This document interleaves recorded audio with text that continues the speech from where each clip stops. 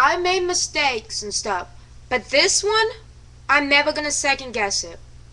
I'm going back on ADHD medicine because I want to move up in my job and I can't focus because of ADHD medicine. They didn't tell me anything about ADHD medicine. They didn't say I had to take medicine. They didn't even mention anything.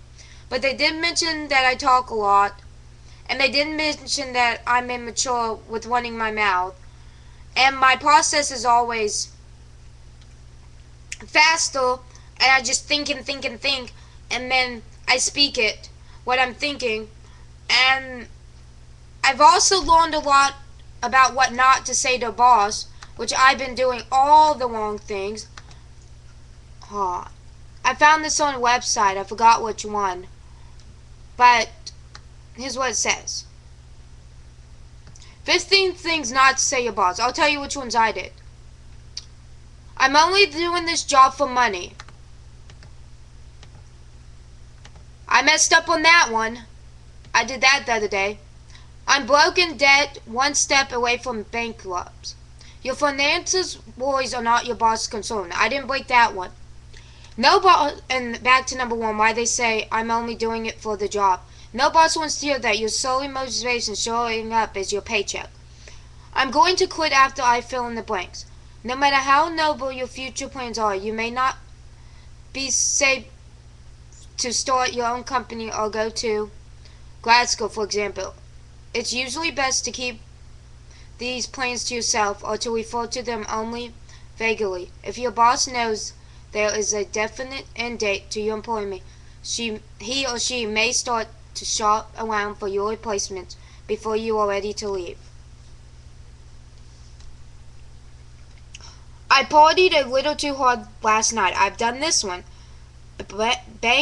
Buckle up and get through the day. Buckle up and get through the day with some ibuprofen, extra urinary common and coffee. UNDEREYE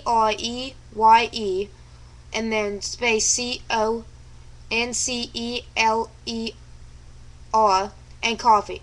But don't share the solid details of your night out at the time with your boss. He's just as likely to react with unspoken or disdain as sympathy. It's not my fault. Are you a whiner? An 8-year-old or taking charge professional? Assume responsibility and take steps to fix a problem that you did in fact create.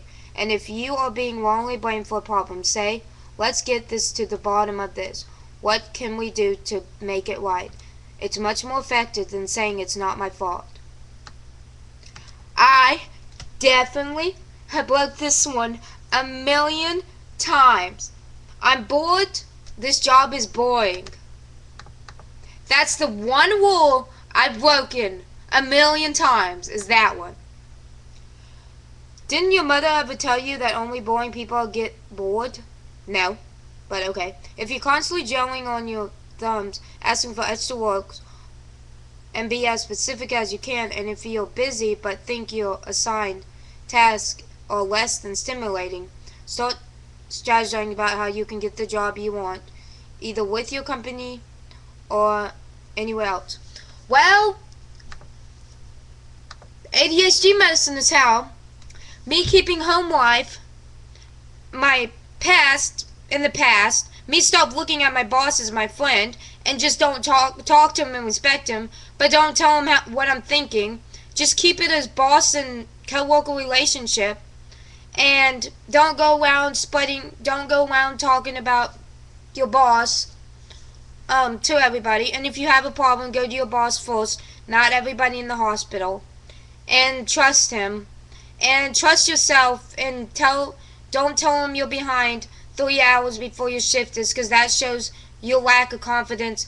And if you don't have confidence in yourself, then they're not.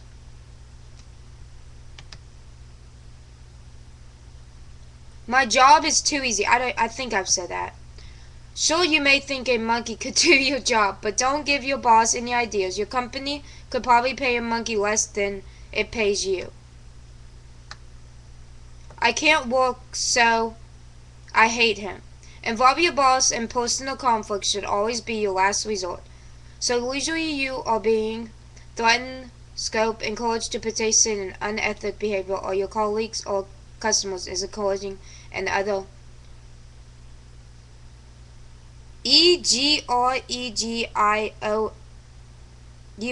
engage in engagizos. I'm not that good with the words I never heard. Workplace condition. Try to work it out between yourself. Oh yeah, and I mean it. Don't go to your boss for every little problem you had. That shows them that you're not independent enough and that you don't have the problem solved to solve yourself. And don't act like you're overwhelmed. That's another reason I want to go on ADHD medicine. Maybe it would help with my anxiety. And I really should keep my work life off of YouTube, but I'm not bashing it, so I'm good. I can't do that. I can't do that because of my other job. If your boss minds a second job is not a valid excuse for why you can't stay late, works extra hours, or finish a project on time. So many questions he may question your priorities or why you're so. I never got that one. Oh my, how do you do the job before the internet, text message, and Skype? Although not a common workplace sin, making your boss feel old will not score you any points. I didn't do that one. I've done this one. Side grin, roll your eyes, watching, whacking your weaking your nose. Accents could be louder than words. A poker face and silence are golden when you displeased with your boss. Do it yourself. No need for exclamation. Just never say this, ever.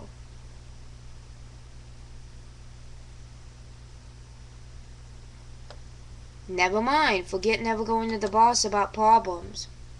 Eek.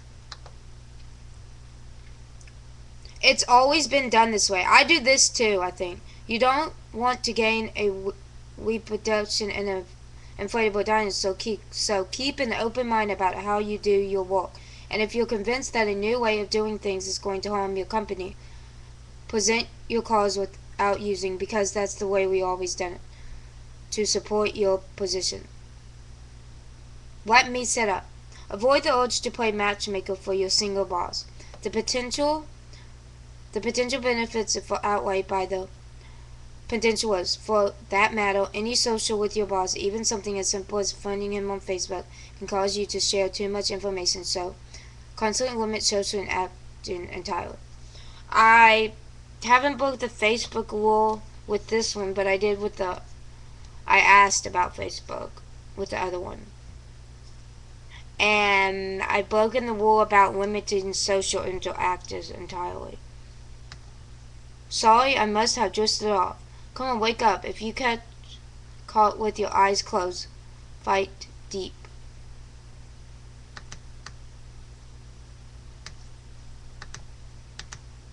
That's all I have to say.